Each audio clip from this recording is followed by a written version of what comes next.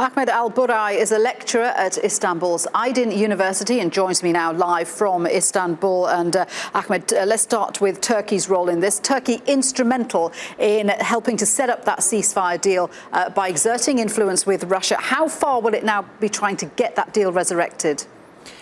Today, President Erdogan is going to call President Putin and they're going to talk about this. And Turkey is highly interested in holding this ceasefire as much as they can. But the problem is with the Syrian regime.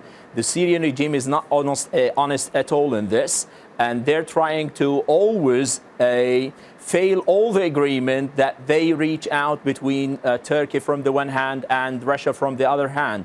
So nobody is optimistic about the ceasefire that is going to hold, and the regime is predicted to carry out more massacres and extrajudicial killings against the civilians. Indeed, and in fact the UN says it has credible reports of mass killings of civilians by pro-government forces. There's been numerous calls for humanitarian corridors to be set up, but given that the UN's been pretty ineffective in preventing any of the horrors so far, what can it do now? The United Nations is complicit with the Syrian regime. They cannot come now after they honored al-Jafari last month. Ban Ki-moon, before leaving the office, he is honoring al-Jafari, Syrian regime envoy to the United Nations, and now he is coming to say that the Syrian regime is committing crimes and should restrain from committing more crimes. To be fair, Ahmed, to be fair, there was a Security Council resolution to try and prevent civilian deaths that was vetoed by Russia and China. So it's not as if the UN hasn't tried to do something, but it just has been stymied at every turn. It's been 6 years and the United Nations, the Security Council did nothing. Their inaction, their passivity led to more than 500 people killed while they're watching. And the whole world is to be blamed. The people now are being killed. The United Nations is completely in a paralysis state and they can do nothing.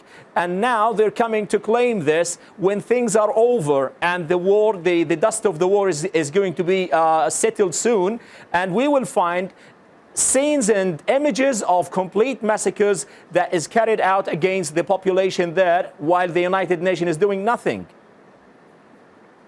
Where is the US in all this? Do you think America has effectively been sidelined?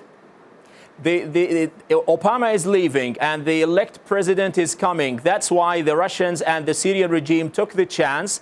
It is a golden chance for them to carry out their operation and offensive. Well, the whole world is watching. They can do nothing because the United Nations, France from the one hand, is bracing to have an election. So it's the golden chance for them to do it. And John Kerry is doing nothing for this because he claimed yesterday in Paris meeting that they're there just to fight ISIS, not Assad. And the point is, the president-elect Trump is more cozy up to him. He has soft stance toward Assad. And in the future, we don't know that he may coordinate with him, pretexting the war against terror and the war against ISIS. While on the ground, what we see is Raqqa is safe. Al-Bab is safe because nobody is fighting there. They're fighting in the northern city of Aleppo. Is there an ISIS affiliate in Aleppo? We don't know that. We know that it's in Raqqa. Why don't they fight in Raqqa? Okay, as far as eastern Aleppo is concerned, do you think that Turkey will be able to get the evacuation plan underway? Turkey is doing its best. They're trying their best to coordinate with the people there, they coordinate with the Russians. But the point, the militias on the ground are above the control of the government and the Russians. They have their sectarian hate toward the people there.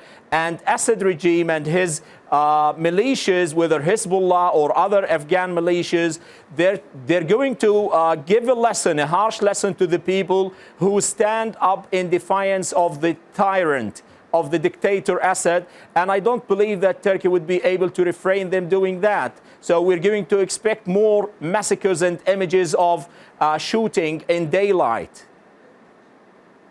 Ahmed, thank you very much indeed for joining us. Ahmed al Burai there from Istanbul's Aydin University.